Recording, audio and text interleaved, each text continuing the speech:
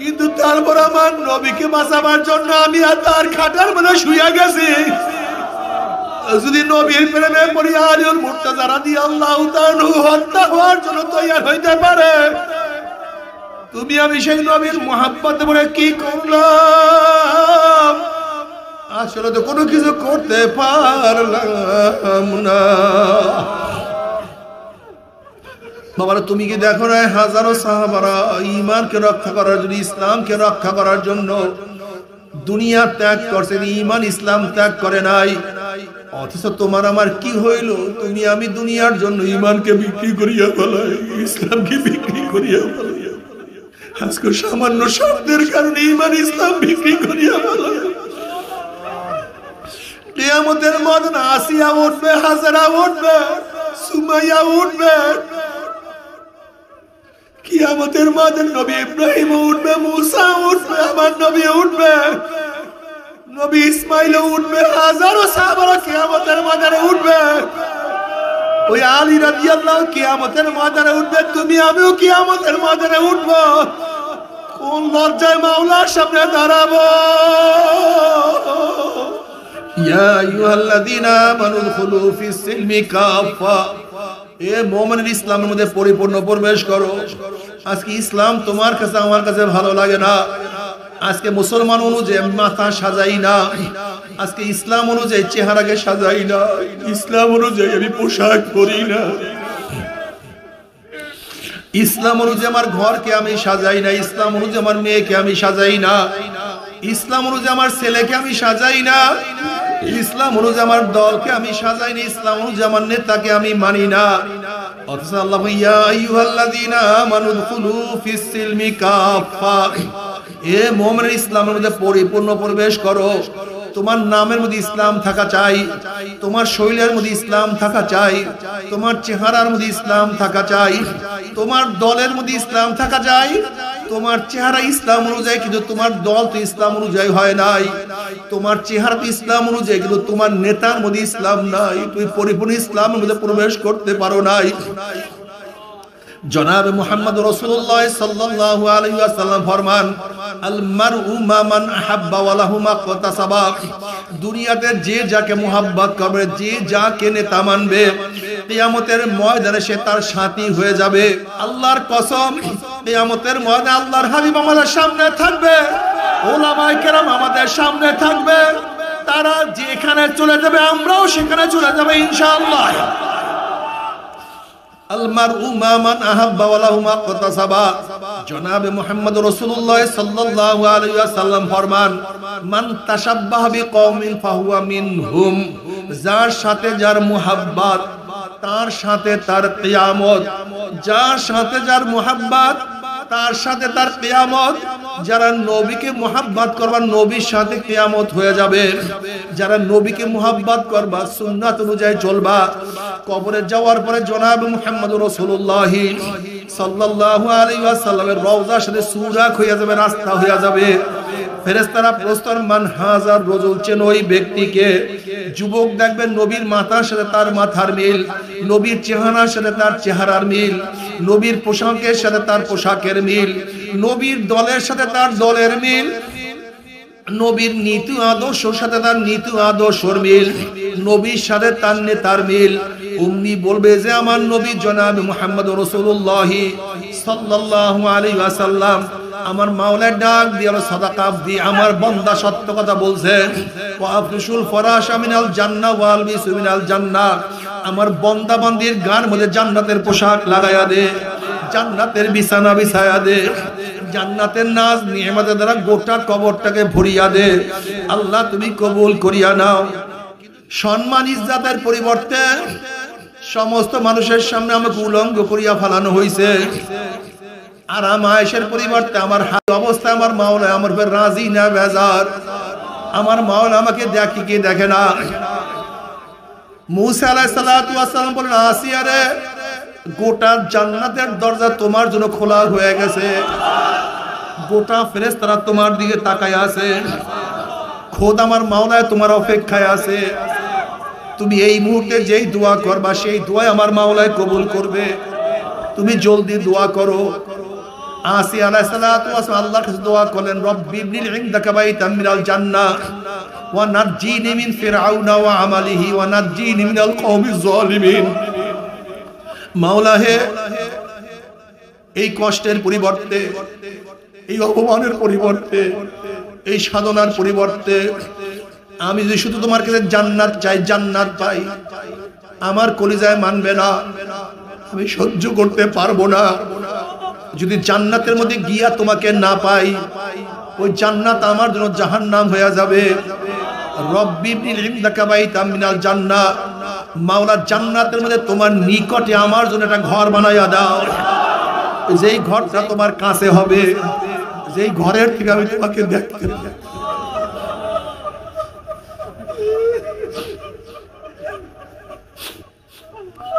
জান্নাতের মধ্যে তোমার নিকটে একটা ঘর বানাইয়া দাও, যেই ঘর থেকে আমি তোমাকে দেখতে পারবো। মুফাসসির ইকরাম বলেন, আসিয়া আলাইহিস সালাতু ওয়াস সালাম দোয়া করার সাথে সাথে আল্লাহ পাক বলেন, আসিয়া তাকায়া দেখ, তোর জন্য ঘর তৈয়ার হয়ে গেছে।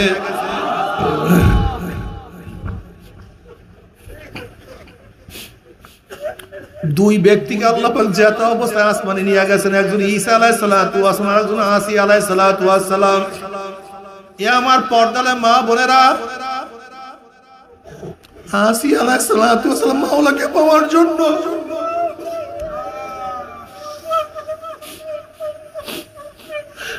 আসিয়া আলাইহিস সালাতু ওয়াস সালাম মাওলাকে পাওয়ার জন্য সব কিছু ত্যাগ করছে। আর তুমি আমি সেই মাওলাকে পাওয়ার জন্য কি ত্যাগ করলাম?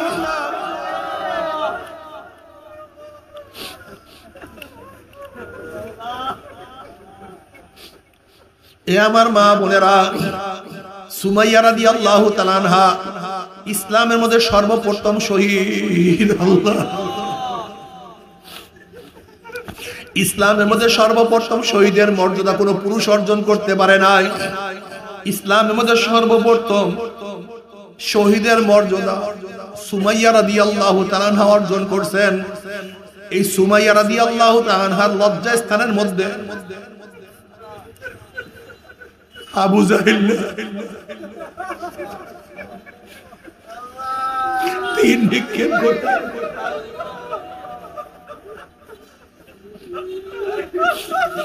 দুনিয়ার থেকে বিদায় হয়ে গেছে। ঈমান ত্যাগ করে না, ঈমান ত্যাগ করে না, ঈমান ত্যাগ।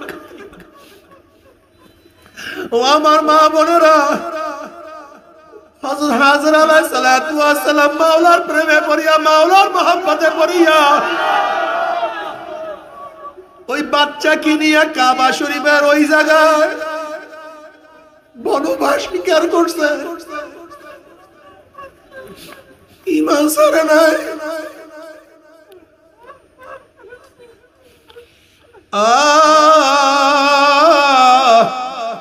আসিয়া আলাইহিস সালাতু ওয়াস সালামের কত ত্যাগ, ফিরাউনের সেই লিউন্ডি, সেই বান্দি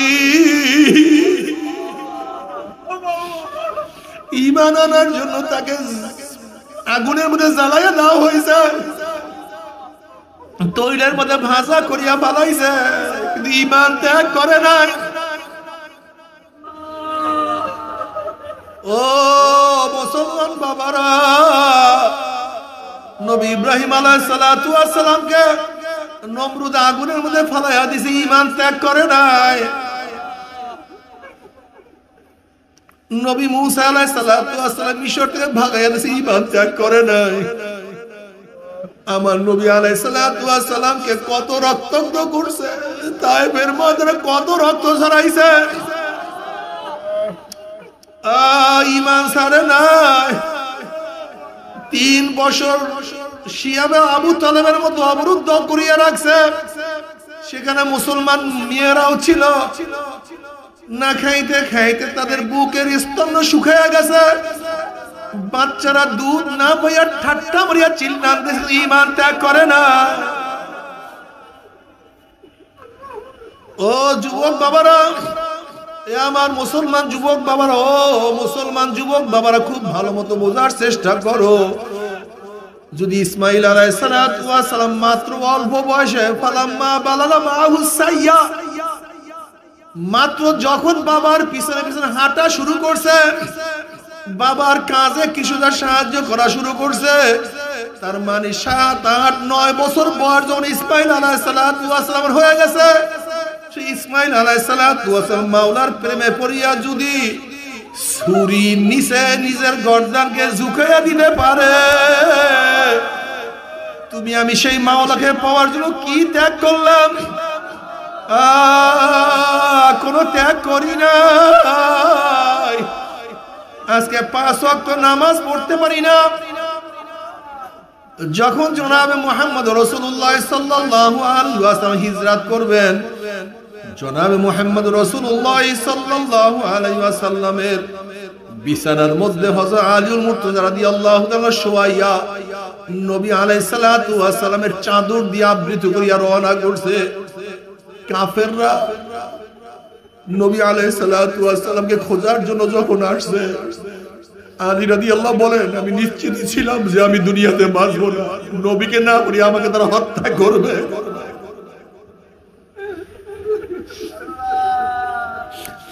নবীকে না পাইয়া তারা আমাকে হত্যা করবে, কিন্তু তারপর আমার নবীকে বাঁচাবার জন্য আমি আর তার খাটার মধ্যে শুয়ে গেছি। যদি নবীর প্রেমে পড়ি আলীউল মুর্তজা রাদিয়াল্লাহু তাআলা হত্যা হওয়ার জন্য তৈরি হইতে পারে, তুমি আমি সেই নবীর মুহাব্বতে পড়ে কি করলাম? আসলে তো কোনো কিছু করতে পারলাম না। বাবারা, তুমি কি দেখো না হাজারো সাহাবারা ঈমানকে রক্ষা করার জন্য, ইসলামকে রক্ষা করার জন্য দুনিয়া ত্যাগ করছেন, ঈমান ইসলাম ত্যাগ করে নাই। অথচ তোমার আমার কি হইল? তুমি আমি দুনিয়ার জন্য ঈমানকে বিক্রি করিয়া ফেলাই, ইসলামকে বিক্রি করিয়া ফেলাই। আজকে সামান্য শব্দের কারণে ঈমান ইসলাম বিক্রি করিয়া ফেলাই।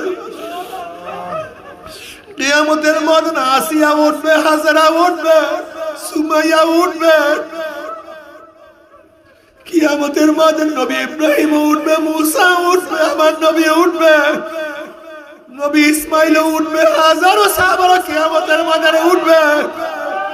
ওই আলী রাদিয়াল্লাহু কিয়ামতের ময়দানে উঠবে, তুমি আমিও কিয়ামতের ময়দানে উঠবো। কোন লজ্জায় মাওলার সামনে দাঁড়াবো?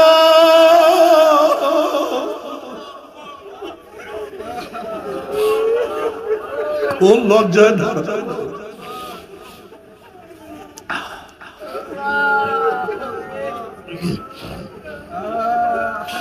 ইয়া আইয়ুহাল্লাযীনা আমানু দুখুলু ফিস-সিলমি কাফা, এ মুমিনের ইসলামের মধ্যে পরিপূর্ণ প্রবেশ করো। আজকে ইসলাম তোমার কাছে আমার কাছে ভালো লাগে না। আজকে মুসলমান অনুযায়ী মাথা সাজাই না, আজকে ইসলাম অনুযায়ী চেহারাকে সাজাই না, ইসলাম অনুযায়ী আমি পোশাক পরি না, ইসলাম অনুযায়ী আমার ঘরকে আমি সাজাই না, ইসলাম অনুযায়ী আমার মেয়েকে আমি সাজাই না, ইসলাম অনুযায়ী আমার ছেলেকে আমি সাজাই না, ইসলাম অনুযায়ী আমার দলকে আমি সাজাই না, ইসলাম অনুযায়ী আমার নেতাকে আমি মানি না। অথচ আল্লাহ ইয়া আইয়ুহাল্লাযীনা আমানু দুখুলু ফিস-সিলমি কাফা, এ মুমিন ইসলামের মধ্যে পরিপূর্ণ প্রবেশ করো। তোমার নামের মধ্যে ইসলাম থাকা চাই, তোমার শরীরের মধ্যে ইসলাম থাকা চাই, তোমার চেহারার মধ্যে ইসলাম থাকা চাই, তোমার দলের মধ্যে ইসলাম থাকা চাই। তোমার চেহারা ইসলাম অনুযায়ী, কিন্তু তোমার দল তো ইসলাম অনুযায়ী হয় নাই। তোমার চেহারা তো ইসলাম অনুযায়ী, কিন্তু তোমার নেতার মধ্যে ইসলাম নাই। তুমি পরিপূর্ণ ইসলামের মধ্যে প্রবেশ করতে পারো নাই। জনাবে মুহাম্মদ রাসূলুল্লাহ সাল্লাল্লাহু আলাইহি ওয়াসাল্লাম ফরমান, আল মারউ মা মান আহাব্বা ওয়া লাহু মা কাতাসাবা, দুনিয়াতে যে যাকে মুহাব্বত করবে, যে যাকে নেতা মানবে, কিয়ামতের ময়দানে সে তার সাথী হয়ে যাবে। যারা দুনিয়ার মধ্যে Karl Marx, Mao Zedong, Abraham Lincoln, Socrates, Plato, অ্যারিস্টটলকে নেতা মানবা, যারা শেখ সাহেবকে নেতা মানবা, জিয়াউর রহমানকে নেতা মানবা, এরশাদকে নেতা মানবা, বর্তমান প্রাইম মিনিস্টারকে নেতা মানবা, প্রাক্তন প্রাইম মিনিস্টারকে নেতা মানবা, যে যাকে নেতা মানবা, কিয়ামতের ময়দানে নেতারা সামনে থাকবে, অনুসারীরা পিছনে থাকবে। নেতারা যেখানে যাবে অনুসারীরাও সেখানে চলে যাবে। আর যারা আল্লাহর রাসূলকে নেতা মানবা, আলেম ওলামাকে নেতা মানবা, আল্লাহর কসম কিয়ামতের ময়দানে আল্লাহর হাবিব আমাদের সামনে থাকবে, ওলামায়ে কেরাম আমাদের সামনে থাকবে, তারা যেখানে চলে যাবে আমরাও সেখানে চলে যাবে ইনশাআল্লাহ। আলমারউ মা মান আহাব্বা ওয়া লাহু মা ইকতাসাবা। জনাবে মুহাম্মদ রাসূলুল্লাহ সাল্লাল্লাহু আলাইহি ওয়াসাল্লাম ফরমান, মান তাশাব্বাহা বিকওমিন ফাহুয়া মিনহুম। যার সাথে যার মুহাব্বত তার সাথে তার কিয়ামত, যার সাথে যার মুহাব্বত তার সাথে তার কিয়ামত। যারা নবীকে মুহাব্বত করবা নবীর সাথে কিয়ামত হয়ে যাবে। যারা নবীকে মুহাব্বত করবা সুন্নাত অনুযায়ী চলবা, কবরে যাওয়ার পরে জনাব মুহাম্মদ রাসূলুল্লাহ সাল্লাল্লাহু আলাইহি ওয়াসাল্লামের রওজার সাথে সুরাক হয়ে যাবে, রাস্তা হয়ে যাবে। ফেরেশতারা প্রশ্ন মান হাজার রজুল, চেন ওই ব্যক্তিকে। যুবক দেখবেন নবীর মাথার সাথে তার মাথার মিল, নবীর চেহারার সাথে তার চেহারার মিল, নবীর পোশাকের সাথে তার পোশাকের মিল, নবীর দলের সাথে তার দলের মিল, নবীর নীতি আদর্শের সাথে তার নীতি আদর্শের মিল, নবীর সাথে তার নেতার মিল। উম্মি বলবে যে আমার নবী জনাব মুহাম্মদ রাসূলুল্লাহ সাল্লাল্লাহু আলাইহি ওয়াসাল্লাম আমার মাওলার ডাক দিয়ে সাদাকা দিয়ে আমার বান্দা সত্য কথা বলছে। ওয়া আফরিশুল ফরাশা মিনাল জান্নাহ ওয়া আলবিসু মিনাল জান্নাহ, আমার বান্দা বান্দির গান মধ্যে জান্নাতের পোশাক লাগায়া দে, জান্নাতের বিছানা বিছায়া দে, জান্নাতের নাজ নিয়ামতের দ্বারা গোটা কবরটাকে ভরিয়া দে। আল্লাহ তুমি কবুল করিয়া নাও। কিন্তু যারা নবীর সাথে সম্পর্ক রাখবে না, দেখবেন নবীর মাথার সাথে তার মাথার কোনো মিল নাই, নবীর চেহারার সাথে তার চেহারার মিল নাই, নবীর পোশাকের সাথে তার পোশাকের মিল নাই, নবীর নীতি আদর্শের সাথে তার কোনো মিল নাই, নবীর দলের সাথে তার দলের মিল নাই, নবীর সাথে তার নেতার মিল নাই। ওই নাফরমান আমার নবীকে চিনতে পারবে না। নাফরমান বলবে হ্যাঁ হ্যাঁ লাদিরি, আমি ওনাকে চিনি না, ওনার সাথে আমার কোনো সম্পর্ক নাই। উম্মি আমার মাওলা বলবে কাযাবাদুল্লাহ, আমার দুশমন মিথ্যা কথা বলছে। এ কবরের মাটি চাপ দে, অমনি কবরের দুই পাশের মাটি এত জোরে চাপ মারবে, চাপের চড়ে এক পাজরে হাঁটি আর এক পাজরে লাগাইয়া ফালাইবে। এ ফেরেশতারা কবরের মধ্যে আগুন ধরাইয়া দে, অমনি গোটা কবরটা আগুনে ভরিয়া যাবে। আল্লাহ মাফ করিয়া দাও। আল্লাহ আল্লাহ তুই আমাদের সবাইকে মাফ করিয়া দাও। এ সাপ জড়াইয়া দাও, অমনি ৯৯টা সাপ আসিয়া নাফরমানকে প্যাঁচ মারবে। আল্লাহ আল্লাহ তুই আমাদের সবাইকে ক্ষমা করিয়া দাও। আযাবুল কবরে হকুন, কবরে আযাব সত্য, কোনো সন্দেহ নাই। বাবারে তুমি কি বুখারীর মধ্যে রওয়ায়াত দেখো নাই? আসমা বিনত আবু বকর রাদিয়াল্লাহু তাআলা আনহু রওয়ায়াত করেন, জনাবে মুহাম্মদ রাসূলুল্লাহ সাল্লাল্লাহু আলাইহি ওয়াসাল্লাম খুতবা দেওয়ার জন্য দাঁড়াইলেন। নবী আলাইহিস সালাতু ওয়াস সালাম যখন কবরের বয়ান শুরু করলেন, দাজ্জাল মুসলিমুনা দাজ্জাতান, তখন মুসলমানদের মধ্যে এমন হায়বাস শুরু হয়ে গেছে, চিল্লাচিল্লি শুরু হয়ে গেছে, এমন কান্নাকাটি শুরু হয়ে গেছে। নাসাই রওয়ায়াতের মধ্যে আসছে, রাবি বলতে আছে সাহাবাদের কান্নাকাটির কারণে আমি নবীর বয়ান শুনতে পাইতেছিলাম না, নবী কি আলোচনা করতেছিল আমি তা শুনতেছিলাম না। যখন নবী আলাইহিস সালাতু ওয়াস সালাম বয়ান শেষ, কান্নাকাটিও শেষ হয়ে গেছে, চিল্লাচিল্লি বন্ধ হয়েছে, আমি কাছের একজনকে প্রশ্ন করলাম নবী এমন কি বয়ান করছে যে এই বয়ান শোনার সাথে সাথে সাহাবাদের মধ্যে এরকম চিল্লাচিল্লি শুরু হয়েছে? তখন ওই ব্যক্তি বলতে আছে নবী শুধু বয়ান করছে, অচিরেই কবরের মধ্যে দাজ্জালের ফিতনার মতো ফিতনার সম্মুখীন হইতে হবে। এই বয়ান শোনার সাথে সাথে সাহাবাদের মধ্যে চিল্লাচিল্লি শুরু হয়ে গেছে। অথচ আজকে কবরের বয়ান শুনে তোমার আমার চোখের মধ্যে পানি আসে না। এ মুসলমান বাবারা, আযাবুল কবরে হকুন, কবরে আযাব সত্য, কোনো সন্দেহ নাই। আমি একবার খুলনায় মাহফিলে গেলাম, এক ব্যক্তি তার ছেলেকে তার সাথে নিয়ে আমার সাথে দেখা করার জন্য আসছে। ওই ব্যক্তি বলছে হুজুর আমার ছেলেটা হাফেজ, দেখেন আমার ছেলেটা কি বলে। আমি বললাম বাবা তুমি কি বলতে চাও বলো। বলে হুজুর আমার বাড়ির দরজা একটা কবরস্থান, আমি সন্ধ্যার পরে ঘরের থেকে নামছি, হঠাৎ যখন কবরের দিকে নজর দিলাম তখন দেখি কবরের মধ্যে আগুন। আল্লাহ তুমি মাফ করিয়া দাও।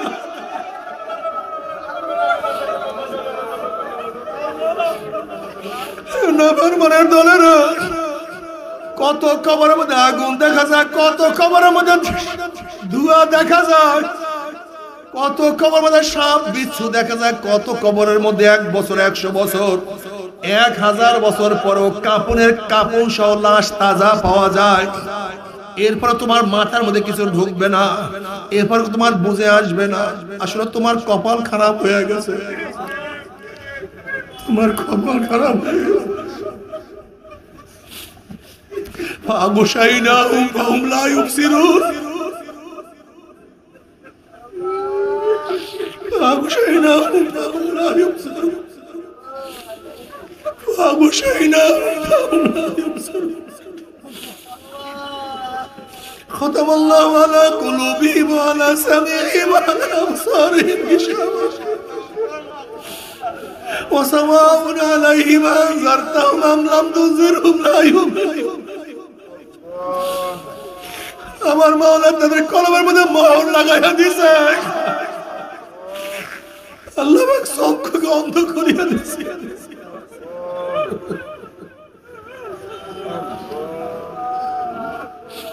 ও আমার যুবক বাবারা, ও আমার মুরব্বী বাবারা, বাবারে, ইমাম গজালি রাহমাতুল্লাহ আলাইহি বলেন, গরিবের তুলনায় বড় লোকদের কবরের শাস্তি 70 গুণ বেশি অনুভব হবে। যখন বড় লোকদের শাস্তি শুরু হয়ে যাবে আর দুনিয়ার শান্তি সুখ শান্তির কথা মনে পড়বে, আমার বিল্ডিং এত বড় ছিল, আমার খাট এত দামি ছিল, আমার এত চাকরানি নৌকার ছিল, আমার এত সম্মানিত ছিল, আমার দস্তারখানে এত ধরনের কারখানা ছিল। দুনিয়ার যখন সুখ শান্তির কথা মনে পড়বে, ওইদিকে গুর্জের বাড়ি শুরু হয়ে যাবে, তখন এত কষ্ট লাগবে,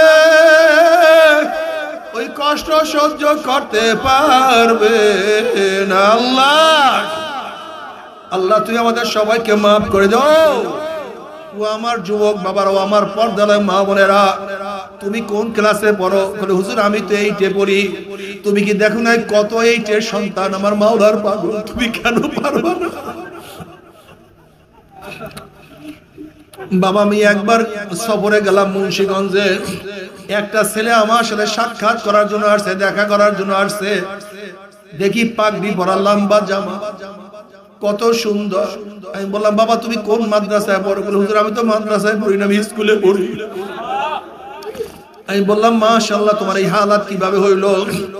হুজুর আমি দুষ্টামি ফাইজলামি করতাম, একদল লোক আমাকে দাওয়াত দিয়া চরমোনায় নিয়ে গেছে। চরমোনায় যাওয়ার পরে আমার মাওলা আমাকে দ্বীনের বুঝ দিছে। এখন আমি পাগড়ি পরি, লম্বা জামা গায়ে দিয়ে স্কুলে যাই। কিন্তু আমার বাপ মা ইটালিতে থাকে, নানা বাড়ি থাকিয়া পড়াশোনা করি, কিন্তু এখন নানা নানিও পছন্দ করে না, স্কুলের ছাত্রও পছন্দ করে না, ছাত্ররা ঠিকঠাকই করে। এখন নানা নানি আমাকে নালিশ দিছে, আব্বু আম্মুর কাছে আমাকে এখন ইটালিতে নিয়ে যাবে। আমি পরীক্ষার জন্য বললাম, তাহলে এত সকালে এত সুন্নাত ভাবে চলার দরকারটা কি? একটু বড় হইয়া সুন্নাত অনুযায়ী চলবা। অমনি ছেলে 2 চোখের পানি ফেলাই দাও, হুজুর আমি বাপ মা সব ত্যাগ করতে পারবো, নানা নানা সব কিছু ত্যাগ করতে পারবো, কিন্তু আমি নবীর সুন্নাত ছাড়তে পারবো না।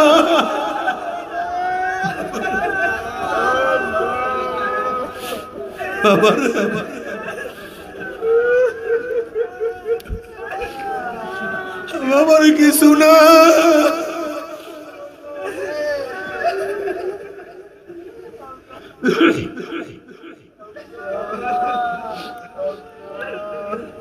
ও আমার ছাত্র বাবার, স্কুল কলেজের ছাত্র বাবারা, মাদ্রাসার ছাত্র বাবারা, হযরত মুআজ রাদিয়াল্লাহু আনহু অল্প বয়সে, ছোট বয়সে নবীর প্রেমে পড়িয়া বুখারীর মধ্যে রওয়ায়াত আছে, আব্দুর রহমান আউফ রাদিয়াল্লাহু তাআলা ফরমান, আমি যুদ্ধের ময়দানে ডাইন দিকে বাম দিকে তাকায় দেখি 2টা ছোট বাচ্চা। আমি চিন্তা করলাম, আমার 2 পাশে 2 জন যদি ভালো যোদ্ধা থাকতো আমার জন্য খুবই সহজ হইতো, ভালো হইতো, উপকার হইতো। আমি মনে মনে চিন্তা করতেছিলাম, এই চিন্তার মধ্যে একটা ছেলে আমাকে ডাক দিয়ে বলে, চাচা আপনি কি আবু জেহেলকে চিনেন নাকি? বলে হ্যাঁ চিনি তো, তার তোমার দরকারটা কি? বলে মক্কায় আমার নবীকে কষ্ট দিছে।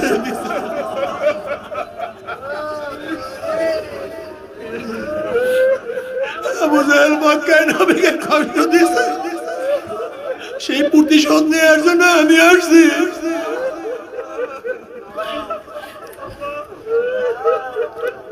আমি আশ্চর্য হয়ে গেছি। এই কথা বলার সাথে সাথে আমি হঠাৎ আবু জাহেলকে দেখলাম। আমি বললাম, ওই যে দেখো আবু জাহেল, উঁচা ঘোড়ার মধ্যে লম্বা মাথা, ওই যে নেতৃত্ব দিচ্ছে ওইটাই আবু জাহেল। আব্দুর রহমান আউফ রাদিয়াল্লাহু ফরমান, আমি বলার সাথে সাথে দেখলাম আমার দুই পাশ থেকে বাজ পাখির মতো দুইটা সন্তান আবু জাহেলের ঝাঁপাইয়া পড়ে।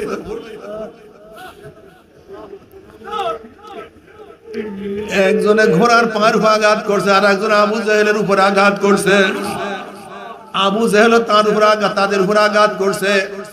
আব্দুর রহমান আউফ রাদিয়াল্লাহু ফরমান, আমি দেখতে আছি আবু জাহেলের আঘাতে একটা বাচ্চার ডেনা অঙ্গর থেকে চামড়া সাথে ঝুলিয়ে আছে, শুধু চামড়া সাথে জ্বলতে আছে।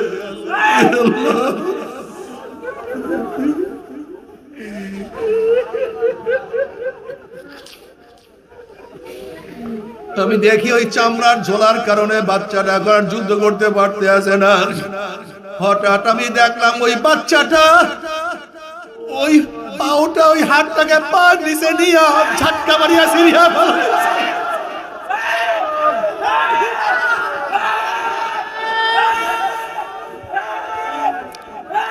এরপর আবু জাহেল আঘাত করা শুরু করছে। আঘাত করতে করতে আবু জাহেল নিচে পড়িয়া গেছে।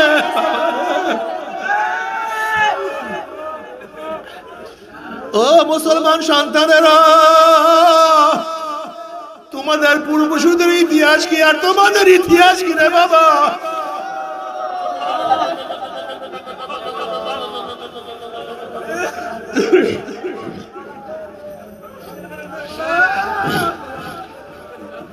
আজকে মাওলার হুকুম নামাজ পড়তে পারো না, রোজা রাখতে পারো না। আজকে মাওলার হুকুম পর্দা করতে পারো না, দিন অনুযায়ী চলতে পারো না। এই মাস মজ কিয়ামতের ময়দানে উঠবে, তুমি আবু কিয়ামতের ময়দানে উঠবো। লজ্জায় কি মাথা নত হবে না? হিসাব বিকাশ না মিলাইয়া কেউ মাওলার কবরে যাইও না।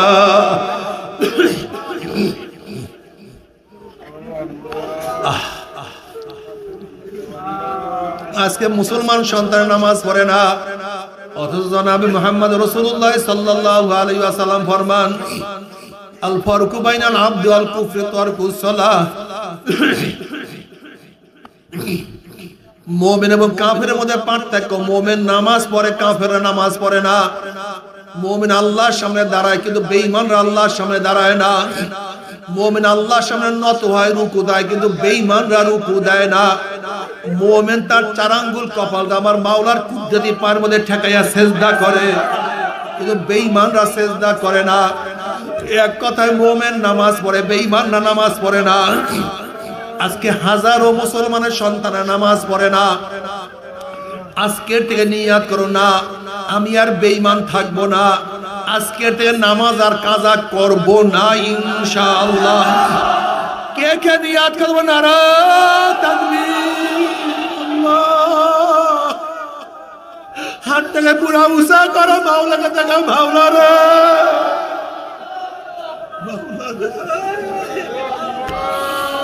মাওলার হাত নামাও। মাওলা ওয়াদা করলাম নামাজ আর কাজা করব না।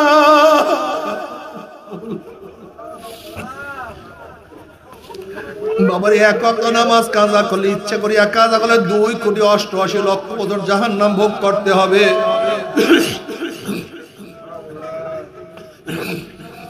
আজকের থেকে নিয়াত করে নামাজ কাজা করব না ইনশাআল্লাহ। কি রাজি আছেন ইনশাআল্লাহ? আল্লাহ সবাইকে কবুল করিয়া নাও। ও আমার বাবারা, মুসলমান বাবারা, যারা কিয়ামতের ময়দানে উঠবে বিশ্বাস করো, নবী আলাইহিস সালাতু ওয়াস সালাম সুপারিশ করবে বিশ্বাস করো। হাজারো হাদিসের মধ্যে আছে, জনাবে মুহাম্মদ রাসূলুল্লাহ সাল্লাল্লাহু আলাইহি ওয়াসাল্লাম যখন তোমাকে দেখবে আর তুমিও তাকে দেখবা, যদি দেখো আমার নবীর চেহারায় দাড়ি, তোমার চেহারায় দাড়ি নাই, তখন তো তোমার লজ্জায় মাথা নত হয়ে যাবে। আর তোমার চেহারায় দাড়ি না দেখলে আমার নবীর কলিজায় ব্যথা লাগিয়া যাবে, আমার নবী কষ্ট পাবেন, তুমিও লজ্জা পাবা। কাজে আজকের থেকে মনকে বুঝরে মন, কিয়ামতের ময়দানে আল্লাহর হাবিবকে কষ্ট দেব না, তার কলিজায় ব্যথা দেব না, আমিও লজ্জায় মাথা নত করব না।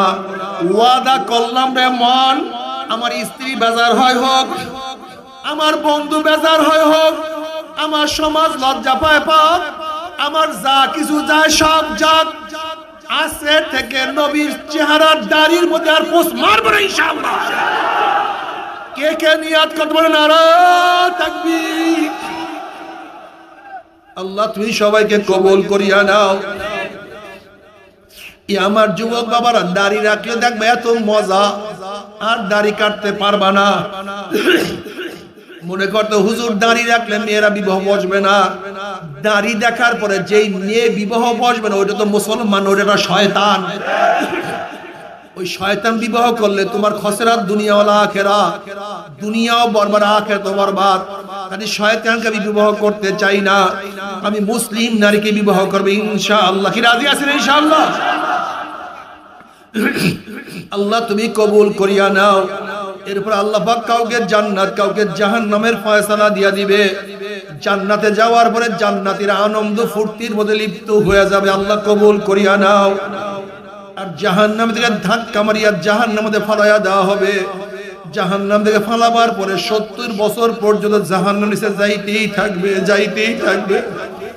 ডাইনে আগুন, বামে আগুন, উপরে আগুন, নিচে আগুন, সামনে আগুন, পিছনে আগুন। আল্লাহ আমাদের সবাইকে মাফ করিয়া দাও। জাহান্নামের মধ্যে জাহান্নামের একটা আগুনের পোশাক পরাইয়া দেওয়া হবে। ওই পোশাক শরীরের মধ্যে লাগার সাথে সাথে শরীরের চামড়া গোশত সব পরাইয়া সারকার করিয়া ফেলাইবে। জাহান্নামী 2 হাত দিয়া পোশাক ছেড়ার চেষ্টা করবে, কিন্তু পোশাক ছেড়তে পারবে না, সহ্য করতে পারবে না। আল্লাহ আমাদের সবাইকে মাফ করিয়া দাও। তবে মুমিন মুসলমান বলতে সবাই মনে চায় গুনাহ থেকে ফিরিয়া নেক আমল করিয়া মাওলার জান্নাত কিন্তু সবাই যাইতে মনে চায়। গুনাহ নিয়ে মাওলার জাহান্নামে কাউরে কিন্তু যাইতে মনে চায় না। কিন্তু কেনই বা আমরা নেক আমল করতে পারি না, কেনই বা গুনার কাম ছাড়তে পারি না? এর মূল কারণ হলো আপনার এবং আমার পিছনে নফস এবং শয়তান লাগিয়া রয়েছে। এই নফস এবং শয়তান থেকে ফেরার জন্য যে কোন একজন হক্কানি আল্লাহর ওলির হাতে হাত দিতে হবে রে বাবা। খবরদার, বর্তমান জমানায় পীর মুরিদের নামে ভেজাল, ব্যবসা, দলাদলি, হিংসা, হাসাদে পরিণত হয়ে গেছে। সমস্ত আল্লাহর ওলির একমত, যেই পীরের 5 জন মুরিদের মধ্যে কমপক্ষে 3 জনকে দেখবেন আলহামদুলিল্লাহ সুন্নাত মুআফিক আমল আখলাক মজবুত হয়ে যাইতে আছে, গুনার কাম ছাড়তে আছে, নেকের আমল ধরতে আছে, কলম নরম হইয়া চোখে পানি আসতে আছে। বৃক্ষতর নাম কি, ফলে পরিচয়। আমি চরমনাই বুঝি না, চরমনার দাওয়াত প্রশংসা প্রচার প্রসার করার জন্য আসি নাই রে বাবা। চরমনাই যাওয়ার তোমার কোনো দরকার নাই, কোনো দরকার নাই, কোনো দরকার নাই। তুমি যার কাছে গিয়া পারো গুনার কাম ছাড়ো, নেকের আমল ধরো, কলম নরম করিয়া চোখে পানি নিয়া মাওলার কবরে যাইও। যেরকম দুনিয়ার ঘরে আগুন লাগলে পানি ছাড়া নিবানো যায় না, ঠিক তদ্রুপ তোমার এবং আমার গুনার দ্বারা যে জাহান্নামের আগুন জ্বলিয়া রইছে, চোখের পানি ছাড়া কিন্তু জাহান্নামের আগুন নিবানো সম্ভব না। কাজী বাবা আমার জন্য দোয়া চাই, আমিও দোয়া করি, সবাই সবার জন্য প্রাণ খুলিয়া দোয়া করো।